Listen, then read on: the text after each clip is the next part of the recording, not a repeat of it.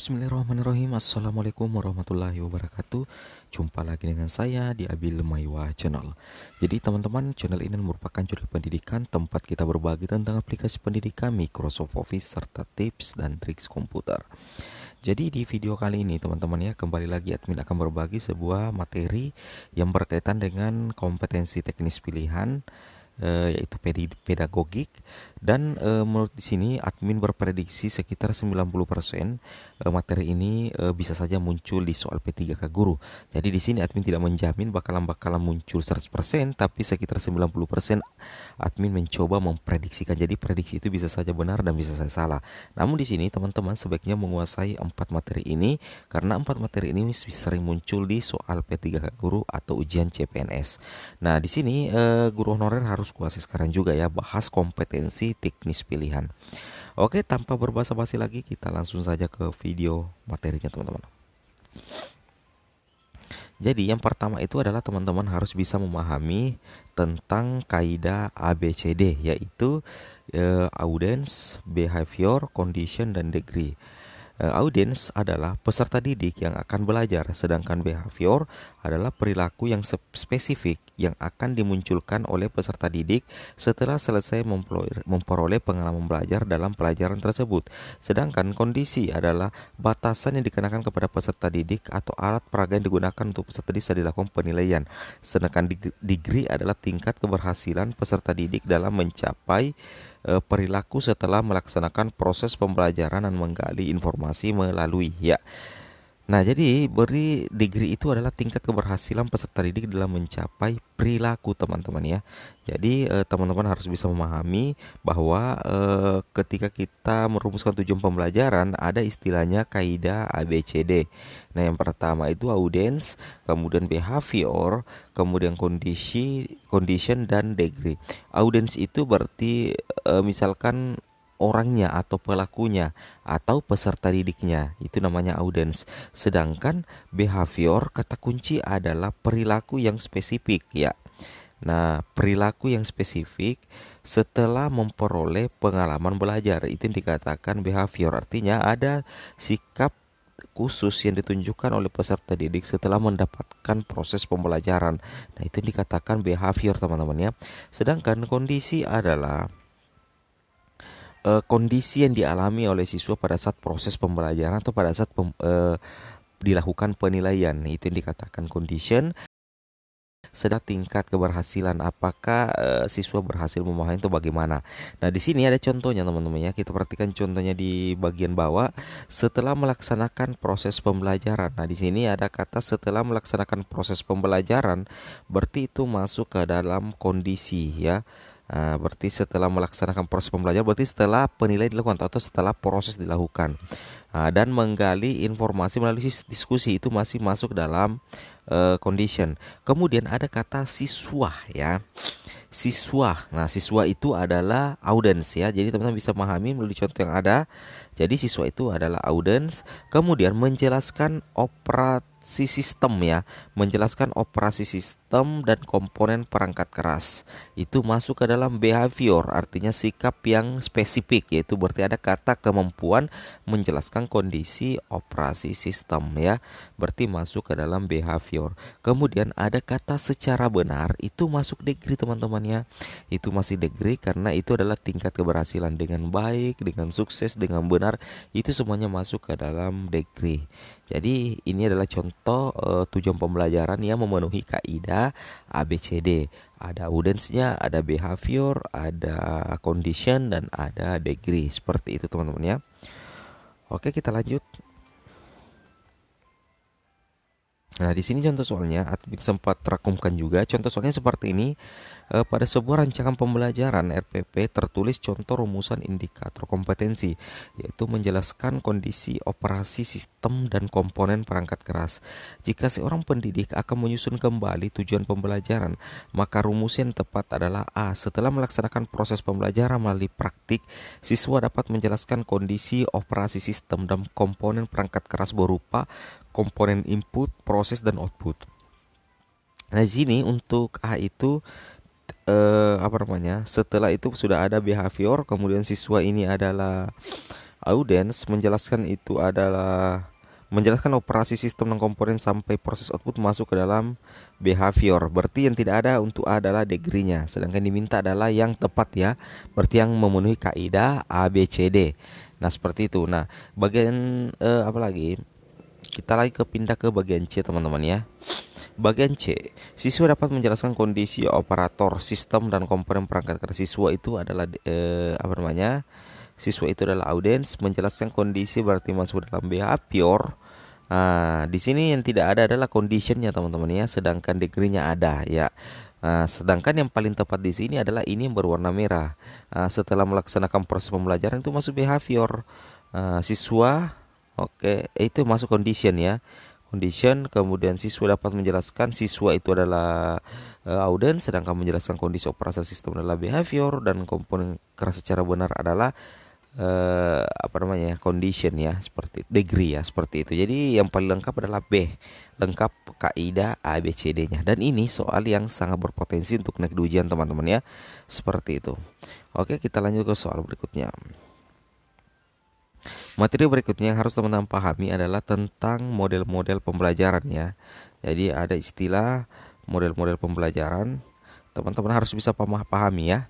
Model-model pembelajaran itu ada beberapa teman-teman ya. Di sini ada yang admin sempat rangkum untuk model pembelajaran karena ini sering naik di ujian juga, yaitu kooperatif, model pembelajaran problem solving, kemudian inquiry, kemudian kontekstual atau contextual teaching learning ya. Jadi teman-teman harus memahami bahwa kooperatif itu adanya kata kunci itu kerjasama ya, biasanya berkelompok dan biasanya siswa-siswa itu bekerja sama, berarti itu masuk dalam kooperatif ya, model pembelajaran kooperatif. Sedangkan problem solving itu adalah menggunakan masalah-masalah real dalam kehidupan nyata ya.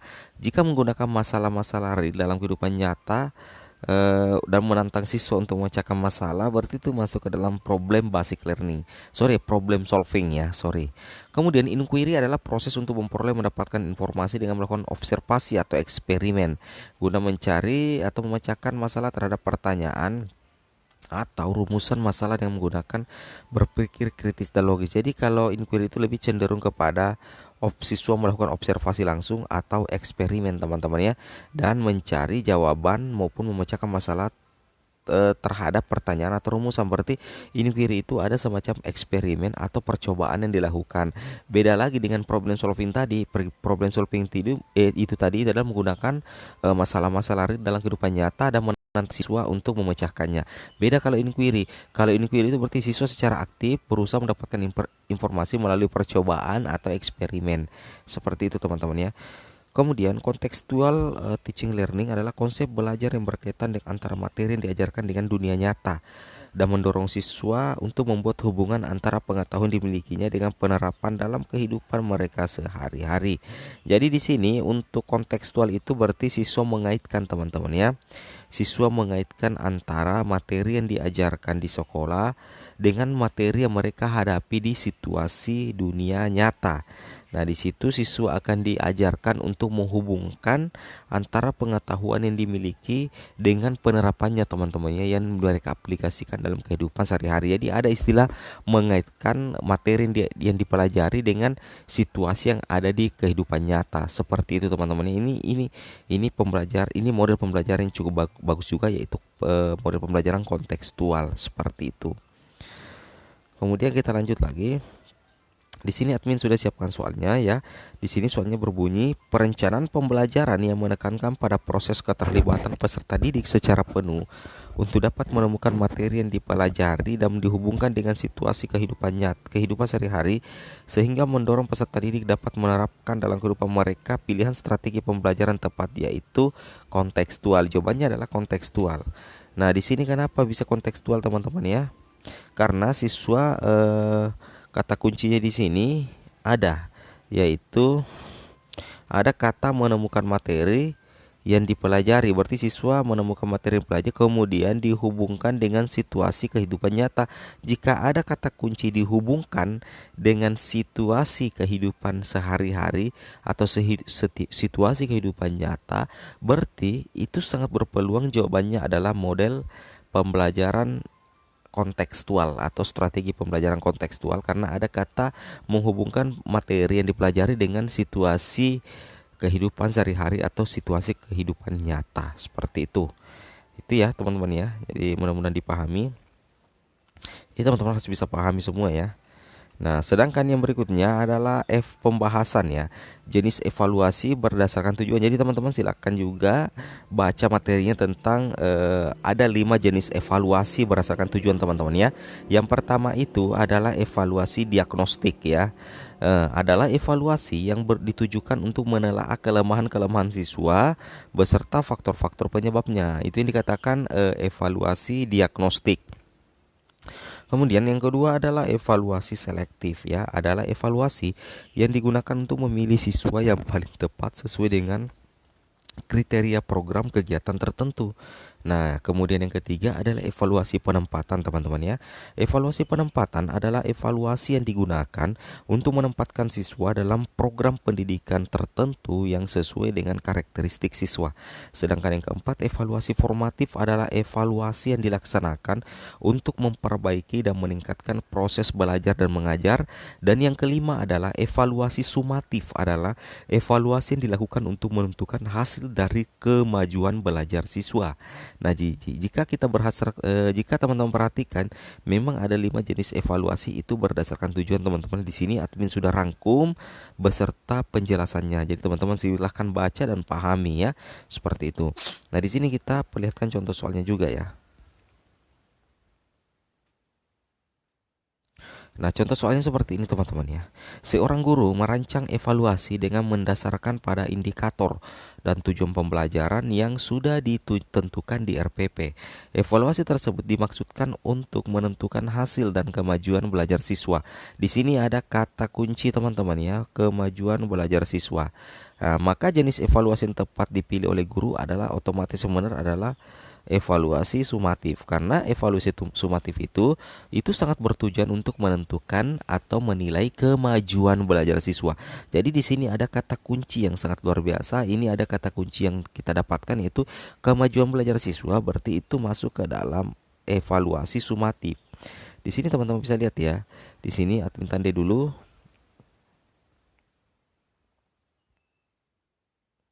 Di sini admin tandai dulu ya. Evaluasi sumatif seperti ini. Ini nomor 5 ya. Nah, adalah evaluasi yang digunakan untuk menentukan hasil dan kemajuan belajar siswa. Jadi tepat ya. Seperti itu ya teman-teman ya. Oke, kita lanjut. Nah, jadi seperti ini. Di sini ada kata kunci kemajuan belajar siswa, menentukan hasil dan kemajuan belajar siswa, berarti masuk ke dalam evaluasi sumatif. Nah, seperti ini teman-teman ya, contoh soalnya nanti kalau misalkan betul-betul ada yang naik. Jadi ini hanya prediksi admin, tapi tidak menjamin bahwa ini juga bisa saja muncul seperti itu. Oke, kita lanjut lagi. Nah, di sini lagi-lagi yang kita bahas adalah macam-macam strategi pembelajaran. Seperti yang tadi kita sudah bahas tentang model-model pembelajaran. Nah, sekarang berikutnya adalah macam-macam strategi pembelajaran. Yang pertama, strategi pembelajaran kooperatif adalah intinya sama dengan tadi teman-teman ya. Intinya itu adalah bekerja sama antara siswa dalam kelompok-kelompok kecil. Sedangkan problem solving itu sama juga yang kita jelaskan tadi, bahwa intinya adalah teman-teman harus pahami itu menggunakan masalah-masalah real untuk menantang siswa berpikir kritis agar bisa memecahkan masalah. Sedangkan project based learning adalah, nah ini yang beda ya. Project Basic Learning atau PJBL itu merupakan strategi pembelajaran yang dikembangkan berdasarkan penerapan proyek dengan melibatkan siswa menyelidiki masalah di dunia nyata. Jadi Project Basic Learning itu ada penerapan proyeknya teman-teman ya. Kemudian juga ternyata melibatkan siswa dalam menyelidiki masalah dunia nyata. Jadi project basic learning itu semacam penelitian ya. Ada penelitian konsep, ada penelitian proyek yang siswa-siswa lakukan di dunia nyata seperti itu ya. Jadi menggunakan proyek yang diteliti, dikonsep, kemudian disesuaikan dengan masalah dunia nyata. Itu yang dikatakan project basic learning teman-teman ya. Sedangkan inquiry adalah proses untuk memperoleh dan mendapatkan informasi dengan melakukan observasi atau eksperimen guna mencari jawaban maupun memecahkan masalah terhadap pertanyaan atau rumusan masalah dengan menggunakan berpikir kritis dan logis. Nah, jadi istilahnya inquiry itu berarti teman-teman jadi siswa itu melakukan eksperimen Kemudian memecahkan masalah ya. Jadi istilahnya di sini inquiry, siswa yang aktif untuk memperoleh dan mendapatkan informasi berupa melalui proses eksperimen. Nah, seperti itu. Nah, sedangkan discovery learning adalah model pembelajaran yang melibatkan siswa secara aktif untuk mencari dan menyelidiki suatu permasalahan sehingga siswa dapat menyimpulkan konsep dari pembelajaran yang dipelajari. Nah, jadi itu dikatakan discovery learning. Jadi siswa yang aktif, teman-teman. Saya ulangi, siswa yang aktif untuk mencari atau menyelidiki suatu permasalahan. Ya, jadi discovery learning itu siswanya yang paling aktif, teman-teman ya, untuk mencari dan menyelidiki suatu permasalahan ya. Jadi siswa nanti dapat menyimpulkan konsep dari pembelajaran yang telah dipelajari seperti itu. Kita coba lanjut. Nah, berikutnya adalah kontekstual. Kontekstual atau contextual teaching and learning adalah konsep belajar yang membantu guru mengaitkan antara materi yang diajarkan dengan situasi dunia nyata dan mendorong siswa membuat hubungan antara pengetahuan yang dimilikinya dengan penerapan dalam kehidupan sehari-hari. Jadi kata kunci di sini untuk memahami contextual teaching learning itu adalah teman-teman harus memahami bahwa kontekstual itu berarti siswa mengaitkan antara materi yang dipelajarinya dengan situasi dunia nyata atau situasi dunia dalam kehidupan sehari-hari. Ini sudah kita bahas sebelumnya tadi, teman-teman ya.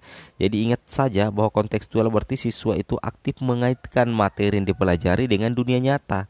Seperti itu saja kuncinya, teman-teman ya, seperti itu. Oke, kita lanjut. Di sini ada contoh soalnya. Teman-teman perhatikan, seorang guru senior mengajarkan siswanya dengan metode diskusi dan menggunakan media gambar yang sudah berlangsung dari tahun ke tahun. Pada awal semester baru 2019, siswa di kelas tersebut diketahui 70% memiliki preferensi belajar kinestetik sehingga mereka tidak fokus saat pembelajaran dan diskusi berlangsung. Siswa lebih senang jika mengerjakan tugas yang diberikan oleh guru. Dari kasus tersebut, strategi pembelajaran yang paling tepat dipilih guru adalah project basic learning. Nah, kenapa bisa project basic learning? Di sini adanya keaktifan siswa juga, teman-teman ya. Adanya keaktifan siswa artinya di sini siswa memberikan semacam kasus ya. Di situ siswa mengerjakan kasus yang mana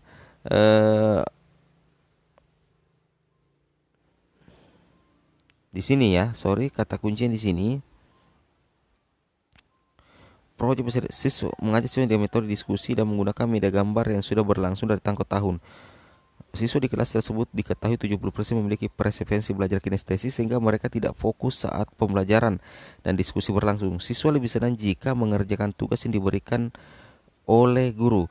Dari kasus tersebut, strategi pembelajaran. Nah, jadi yang tepat di sini adalah A, teman-teman ya. Project basic learning. Kenapa? Karena siswa itu lebih suka, karakter siswa yang ada di soal ini itu lebih suka bergerak ya, belajar memanfaatkan sesuatu ya. Artinya mereka tidak suka diam saja di tempat duduknya, tetapi kebanyakan itu mereka belajar kinestetik, yaitu menggunakan anggota badannya untuk bergerak. Jadi menurut saya yang paling tepat di sini adalah strategi pembelajaran project basic learning. Artinya pemberian proyek, pemberian tugas oleh guru untuk diselesaikan secara berkelompok seperti itu ya. Jadi ada semacam pemberian proyek ya. Jadi guru bisa menampilkan semacam permasalahan atau proyek, kemudian siswa yang menyelesaikannya. Nah, jadi itu lebih tepat bagi siswa yang gaya belajarnya kinestetik. Seperti itu, teman-teman ya. Oke, teman-teman, mungkin cukup sampai di sini video admin. Semoga video yang bermanfaat. Assalamualaikum warahmatullahi wabarakatuh.